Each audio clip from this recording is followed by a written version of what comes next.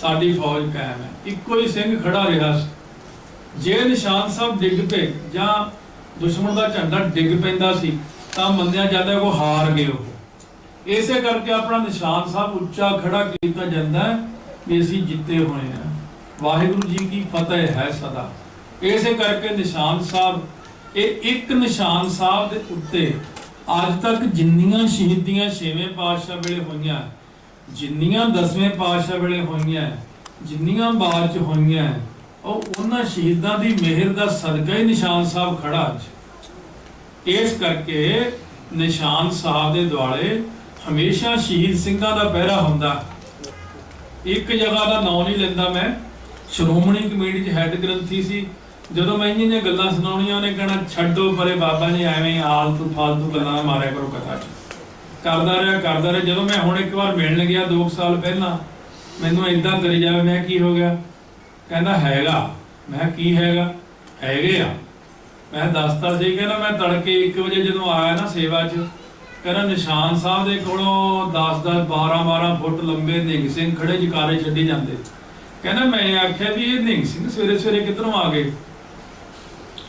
कहना जब मैं देखिया भी ये तो सिंह भी नहीं एडा लंबा, चलो 6 फुट हो 7 फुट कद हो, कहता एडे एडे लंबे सिंह कितों आ गए। कहना नाले चानण जिहा दिखे काफी मैनू। कहना जी मैं डर गया। मैं फिर कहना हैगे आ। कहना हुण तां मैनू कई बार देख ले। कहना हुण तां मैनू इत्थे सारे थाई तुसीं, मैं इहनूं कहा भी सी, मैं कहा इत्थे 500 शहीद सिंह शहीद होया वा, वो इत्थे ही हाज़र रहिंदे ने। आ संगत दी मंग एवें नहीं पूरी हुंदी, ये शहीदां दी किरपा हुंदी अपने। इस करके वो पहला मनदा नहीं सी। हुण कहना मैं 9वें पातशाह भी मेरे सिर ते हत्थ रखदे। मैं चल शुक्र है जे तैनूं सोझी आ गई तां हुण सारी संगत नूं भी पता लग जू। पहला तू ही पुट्ठा प्रचार करदा सी, हुण तू ही सीधा करन लग पिया। इस करके सतगुरु जी हुण भी हाज़र नाज़र ने। तुहाडी भावना जिवें है उसे तरह भावना बना के रखो। प्रतख जागदी जोत हाजरा हजूर सतगुरु महाराज सच्चे पातशाह हन।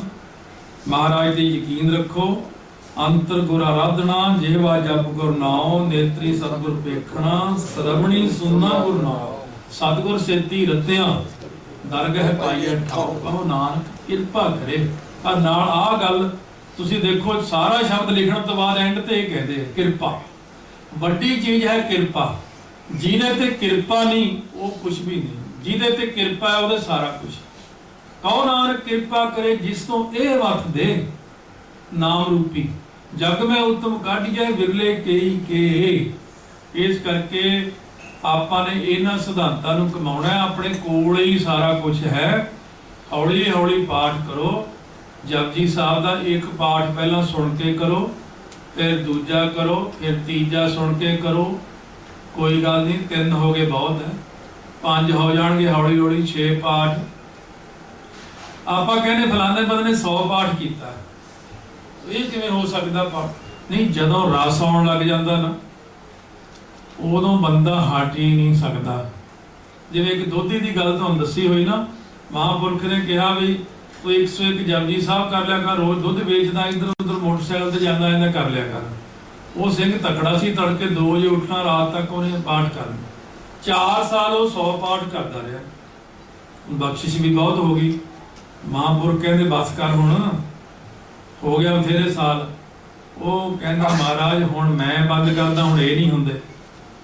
वो कहना हुण रात दिन सुत्तियां पियां भी मेरा पाठ जपजी साहब अंदर हुंदा ही रहिंदा। कहना 300 पाठ मैं 24 घंटे आपे हो जाता मेरे अंदरों। जदों रस आउंदा उदों बंदा रस आउण ते बंद नहीं हो सकता। मूल मंत्र मूँह विच आपे ही चलता रहिंदा, बंद नहीं होना। इसे प्रकार जदों गुरु साहब तो कृपा मंगो, कृपा मंगो, महाराज साडे ते भी कृपा करो, कृपा करो दीन के दाते, मेरा गुणा गुणा विचारो कोई।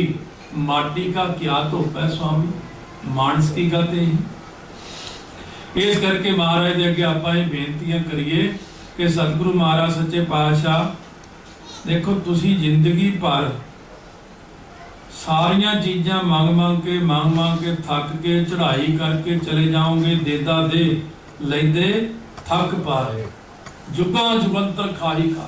ਤੁਸੀਂ ਫੇਰ ਜਨਮ ਲਵੋਗੇ, ਤੁਸੀਂ ਫੇਰ ਵੀ ਮੰਗੋਗੇ।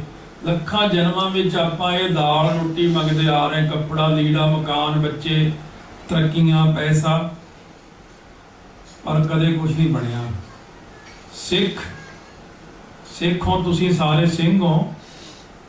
ਮਹਾਰਾਜ ਸੱਚੇ ਪਾਤਸ਼ਾਹ ਦਾ ਬਚਨ ਮੰਨੋ, ਮੰਗਣਾ ਮੰਗਣ ਦੀ ਕਾ ਹਰ ਜਸ ਗੁਰ ਤੇ ਮੰਗਣਾ। ਬਾਕੀ ਦੀਆਂ ਚੀਜ਼ਾਂ ਵੈਸੇ ਹੀ ਦੇ ਦੇਣਗੇ, ਪ੍ਰਾਰਬਧ ਹੁੰਦੀ ਆਪਣੀ। ਮੰਗੋ, ਮਹਾਰਾਜ ਦਾ ਬਚਨ ਕੀ ਹੈ? ਮੰਗੋਗੇ ਤਾਂ ਵੀ ਦੇ ਦੂੰਗਾ, ਨਾ ਮੰਗੋਗੇ ਤਾਂ ਵੀ ਦੇ ਦੂੰਗਾ। ਹੁਣ ਤੁਹਾਡੇ ਘਰਾਂ 'ਚ ਬੱਚੇ ਨੇ, ਬੱਚੇ ਅਲੱਗ-ਅਲੱਗ ਕਿਸਮ ਦੇ ਹੁੰਦੇ ਨੇ। ਇੱਕ ਬੱਚਾ ਮੰਗੀ ਜਾਂਦਾ ਸਾਰਾ ਦਿਨ, ਉਹਨੂੰ ਦੇਈ ਜਾਂਦੇ ਆ, ਪਰ ਦੂਜੇ ਨੂੰ ਆਪਾਂ ਦੇਖਦੇ ਮੰਗਦਾ ਹੀ ਨਹੀਂ। ਦੇ ਤਾਂ ਉਹਨੂੰ ਵੀ ਦਿੰਦੇ ਆਪਾਂ, ਫਿਰ ਆਪਾਂ ਕਹਿੰਦੇ ਇਹ ਮਾੜਾ। ਦੇਵੀ ਜੇ ਇਹਨੇ $100 ਮੰਗਿਆ ਤੂੰ ਵੀ ਲੈ ਲਾ, ਇਹਨੇ ਪੈਂਟ ਲਿਆਂਦੀ ਤੂੰ ਵੀ ਲਿਆ, ਇਹਨੇ ਆ ਜੀ ਲਈ ਤੂੰ ਵੀ ਲੈ ਲਾ। ਇਸ ਕਰਕੇ ਗੁਰੂ ਸਾਹਿਬ ਜੀ ਤੋਂ ਮੰਗੋ ਜਾਂ ਨਾ ਮੰਗੋ, ਉਹਨਾਂ ਦੇ ਹੀ ਦੇਣਾ ਤੁਹਾਨੂੰ। ਮੰਗਣ ਵਾਲੀ ਜਿਹੜੀ ਚੀਜ਼ ਆ ਉਹ ਹੈ ਦੋ, ਇੱਕ ਮੰਗੋ ਸਿੱਖੀ ਤੇ ਇੱਕ ਮੰਗੋ ਨਾਮਦਾਨ। ਦੋ ਚੀਜ਼ਾਂ ਤੋਂ ਬਿਨਾਂ ਮਹਾਰਾਜ ਤੋਂ ਮੰਗੋ ਨਾ ਹੋਰ ਕੁਝ। ਜੇ ਸਿੱਖੀ ਮੰਗੋਗੇ, ਮਹਾਰਾਜ ਕਹਿੰਦੇ ਦੁਨੀਆ ਮਰੇ ਅੰਨ ਹਾਵੇ, ਮੇਰਾ ਸਿੱਖ ਭੁੱਖਾ ਨਾ ਜਾਵੇ। ਜੇ ਸਿੱਖੀ ਮੰਗੋਗੇ ਕੀ ਨਾਲ ਰੋਟੀ ਨਹੀਂ ਦੇਣਗੇ? ਜੇ ਨਾਮਦਾਨ ਮੰਗੋਗੇ ਕੀ ਮਹਾਰਾਜ ਸਭ ਤੋਂ ਬਖਸ਼ਿਸ਼ ਨਹੀਂ ਕਰਨਗੇ? ਇਸ ਕਰਕੇ ਤੁਸੀਂ ਆਪਣੀ ਜਿਹੜੀ ਰੋਜ਼ ਦੀ ਕਮਾਈ ਹੈ, ਰੋਜ਼ ਦਾ ਪਾਠ ਹੈ, ਉਹ ਐਸੇ ਤਰ੍ਹਾਂ ਹੀ ਮਹਾਰਾਜ ਤੋਂ ਛੋਟੀਆਂ ਚੀਜ਼ਾਂ ਮੰਗ ਕੇ ਆਪਣੀ ਪਾਵਰ ਖਤਮ ਕਰ ਲੈਂਦੇ ਹੋ। ਮਹਾਰਾਜ ਨੂੰ ਦੇਣ ਨੂੰ ਕਿ ਬੈਂਕ 'ਚ ਪੈਸੇ ਪਏ ਨੇ, ਤੁਸੀਂ ਜਿੰਨੇ ਮਰਜ਼ੀ ਕਢਾ ਛੋਟੀ ਚੀਜ਼ਾਂ ਤੇ ਖਰਚ ਲਓ। ਇਸੇ ਤਰ੍ਹਾਂ ਤੁਹਾਡੀ ਕਮਾਈ ਕੀਤੀ ਹੋਈ ਹੈ, ਤੂੰ ਜਿੰਨੀ ਮਰਜ਼ੀ ਮੰਗ ਲਓ, ਮਹਾਰਾਜ ਸਭ ਕੁਝ ਦੇਈ ਜਾਂਦੇ ਆ, ਪਰ ਤੁਸੀਂ ਗਲਤ ਕਰ ਰਹੇ ਹੋ। ਤੁਸੀਂ ਮਹਾਰਾਜ ਤੋਂ ਛੋਟੀਆਂ ਚੀਜ਼ਾਂ ਨਾ ਮੰਗੋ। ਪਹਿਲਾਂ ਬੰਦਗੀ ਕਰਕੇ ਆਪਣੇ ਆਪ ਨੂੰ ਸਿਰੇ ਲਾਓ। ਪਹਿਲਾਂ ਘੱਟੋ ਘੱਟ ਮੰਗਣ ਤੋਂ ਪਹਿਲਾਂ ਬੈਂਕ ਬੈਲੈਂਸ ਕਾਫੀ ਹੋਣਾ ਚਾਹੀਦਾ। 1.25 ਲੱਖ ਕਰਕੇ ਮੂਲ ਮੰਤਰ ਕਈ ਵਾਰੀ ਕਰ ਲਓ। ਕਈ ਵਾਰ ਕਰਨ ਤੋਂ ਬਾਅਦ ਬੇਨਤੀ ਕਰਨੀ ਨਹੀਂ ਪੈਂਦੀ। ਕਿਵੇਂ ਹੁੰਦਾ? ਸਿਰਫ ਮਨ ਦਾ ਸੰਕਲਪ ਹੋਇਆ ਵੀ ਆਹ ਚਾਹੀਦਾ ਸੀ, ਉਹ ਆਪੇ ਆ ਜਾਣਾ।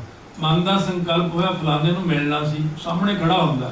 ਮਨ ਦੇ ਸੰਕਲਪ ਤੇ ਹੀ ਕੰਮ ਚੱਲ ਪੈਂਦਾ। ਫਿਰ ਮਨ ਦਾ ਫੁਰਨਾ ਆਇਆ, ਹੁਣ ਤਾਂ ਤੁਸੀਂ ਰੋ ਕੇ ਮੰਗਦੇ ਹੋ ਨਾ ਸਾਰਾ ਕੁਝ। ਇੰਨੇ ਚਿਰ ਹੋ ਗਿਆ ਅਰਦਾਸਾਂ ਕਰਦਿਆਂ ਨੂੰ ਮਿਲਿਆ ਨਹੀਂ, ਫਿਰ ਫੁਰਨੇ ਨਾਲ ਹੀ ਹੋ ਜਾਣਾ। ਫਿਰ ਜੋ ਮਰਜ਼ੀ ਮੰਗ ਲਿਓ। ਉੱਥੇ ਅਵਸਥਾ ਆਉਂਦੀ ਹੈ ਜੋ ਮੰਗੈ ਠਾਕੁਰ ਆਪਣੇ ਤੇ ਸੋਈ ਦੇਵੈ। ਇਸ ਕਰਕੇ ਨਾਨਕ ਦਾਸ ਮੁਖ ਤੇ ਜੋ ਬੋਲੇ ਇਹਾਂ ਉਹ ਸੱਚ ਹੋਵੇ। ਕਮਾਈ ਨਾਲ ਹੁੰਦਾ।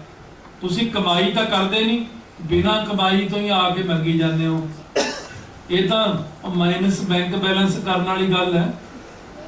ਬੈਂਕ ਵਿੱਚ ਪੈਸੇ ਨਹੀਂ ਤੇ ਐਵੇਂ ਚੱਕ ਕੱਢ ਦੇਈ ਜਾਣੇ, ਤੇ ਬੈਂਕ ਵਾਲੇ ਕਹਿੰਦੇ ਭਾਈ ਆ ਤੇਰਾ ਮਾਈਨਸ ਤੇ ਇੰਨਾ ਚਲਿਆ ਗਿਆ, ਨਾਲ ਹੁਣ ਵਿਆਜ ਵੀ ਲੱਗ ਗਿਆ। ਗੁਰੂ ਗ੍ਰੰਥ ਸਾਹਿਬ ਕੋਲ ਪਹਿਲਾਂ ਜਮ੍ਹਾਂ ਕਰਾਓ, ਬਾਣੀ ਪੜੋ ਜ਼ਿਆਦਾ ਤੋਂ ਜ਼ਿਆਦਾ। ਬਿਨਾਂ ਮੰਗੇ ਹੀ ਸਾਰਾ ਕੁਝ ਸਤਿਗੁਰੂ ਮਹਾਰਾਜ ਨੇ ਬਖਸ਼ਿਸ਼ ਕਰ ਦੇਣਾ। ਮੰਗਣ ਦੀ ਲੋੜ ਨਹੀਂ, ਨਾ ਮੰਗੋ। ਸਤਿਗੁਰੂ ਮੰਗਣ ਤੇ ਖੁਸ਼ ਨਹੀਂ ਹੁੰਦੇ, ਇਹ ਵੀ ਧਿਆਨ ਰੱਖਿਓ। ਮਹਾਰਾਜ ਕਹਿੰਦੇ ਜਦੋਂ ਕਹਿੰਦੇ ਕਦੇ ਸੁੱਖੀ ਸੰਦੀ ਵੀ ਗੁਰਦੁਆਰੇ ਆ ਜਾ ਕਰ, ਜਦੋਂ ਆਉਂਦਾ ਮੰਗਣ ਖੜ ਜਾਂਦਾ। ਜਦੋਂ ਆਉਂਦਾ ਫਿਰ ਆਪਣਾ ਨਾਂ ਕੀ ਪੈ ਗਿਆ, ਆ ਗਿਆ ਮੰਗਤਾ। ਹੁਣ ਮੰਗੂਗਾ ਹੀ। ਮਹਾਰਾਜ ਨੂੰ ਪਤਾ ਕੋਈ ਬਿਨਾਂ ਮਤਲਬ ਤੋਂ ਗੁਰਦੁਆਰੇ ਕੋਈ ਆਉਂਦਾ? ਕੋਈ ਇੱਕ ਬੰਦਾ ਦੋ ਬੰਦੇ ਕਹਿੰਦੇ ਦਰਸ਼ਨ ਕਰਨ ਆਇਆ ਜੀ, ਬਾਕੀ ਤਾਂ ਕਹਿੰਦੇ ਚਲੋ ਚੱਲੇ ਤਾਂ ਹਾਂ ਹੀ, ਹੁਣ ਮਹਾਰਾਜ ਤੋਂ ਮੰਗ ਕੇ ਆਈਏ। ਇਸ ਕਰਕੇ ਮੰਗਣ ਵਾਲਾ ਸਤਿਗੁਰੂ ਨੂੰ ਪਸੰਦ ਨਹੀਂ। ਨਿਰੀਛਿਤ ਹੋ ਕੇ ਆਓ। ਨਿਰੀਛਿਤ ਹੋਣ ਵਿੱਚ ਜੇ ਭਾਈ ਗੋਪਾਲੇ ਦੀ ਸਾਖੀ ਤੁਸੀਂ ਦੇਖਿਆ, ਜੇ ਭਾਈ ਗੋਪਾਲਾ ਨਿਰੀਛਿਤ ਹੋ ਜਾਂਦਾ ਤਾਂ ਬਖਸ਼ਿਸ਼ਾਂ ਦੇ ਭੰਡਾਰੇ ਹੋਰ ਭਰ ਜਾਂਦੇ। ਇਸ ਕਰਕੇ ਬਹੁਤ ਹੀ ਕੋਈ ਤੰਗ ਹੋ ਜੇ, ਫੇਰ ਭਾਵੇਂ ਜਾ ਕੇ ਸਤਿਗੁਰੂ ਨੂੰ ਬੇਨਤੀ ਕਰੇ, ਮਹਾਰਾਜ ਹੁਣ ਤਾਂ ਝੱਲਣਾ ਔਖਾ ਹੋਇਆ ਪਿਆ। ਨਹੀਂ ਤਾਂ ਮੰਗਿਆ ਨਾ ਕਰੋ ਛੇਤੀ, ਸਿਰਫ ਕਮਾਈ ਕਰੋ, ਕਮਾਈ ਨੂੰ ਜਮ੍ਹਾਂ ਕਰੋ। ਸਤਿਗੁਰੂ ਸਾਰਿਆਂ ਦੀ ਕਿਰਪਾ ਕਰਨ। ਇਸ ਤਰ੍ਹਾਂ ਆਪਾਂ ਹਰ ਰੋਜ਼ ਵਿਚਾਰਾਂ ਦੁਆਰਾ ਮਹਾਰਾਜ ਕਿਰਪਾ ਕਰਦੇ ਨੇ। ਆਉਣ ਵਾਲੇ ਸਮੇਂ 12 ਤਰੀਕ ਤੋਂ 25 ਤੱਕ ਜਿਹੜਾ ਇੱਥੇ